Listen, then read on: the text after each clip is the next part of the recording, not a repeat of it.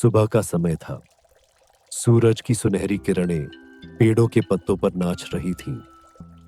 ठंडी हवा के साथ जंगल के जानवर धीरे धीरे जाग रहे थे। हर जगह खुशहाली थी।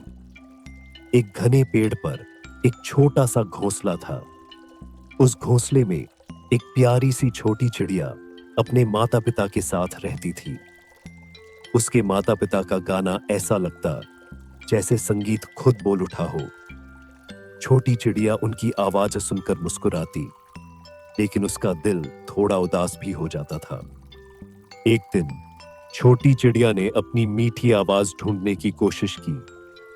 उसने गाना शुरू किया, लेकिन जैसे ही उसकी आवाज निकली, वह कर्कश और असमंजस भरी थी।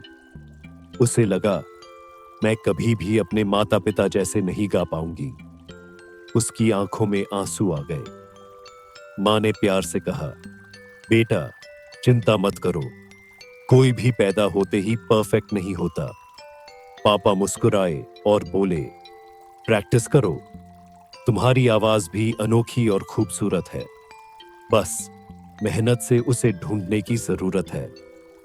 छोटी चिड़िया ने हर सुबह सूरज उगते ही प्रैक्टिस करना शुरू किया।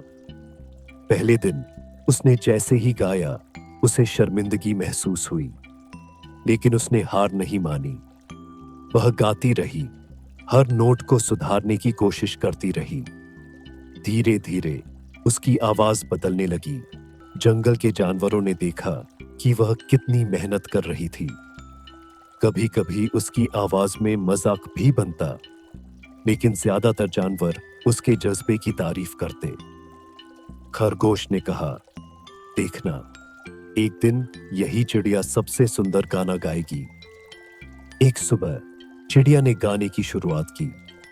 उसने ध्यान दिया कि उसकी आवाज आज पहले से अलग है। वह नर्म और सुरीली लग रही थी। उसकी खुशी का ठिकाना नहीं था।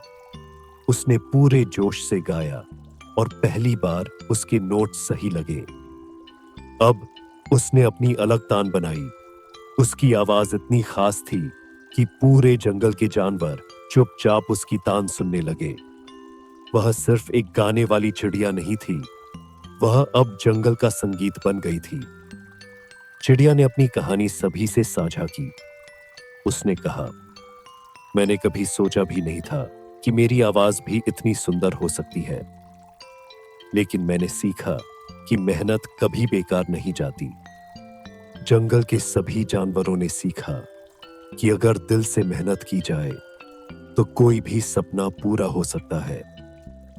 छोटी चिड़िया की तान अब सबके दिलों में थी।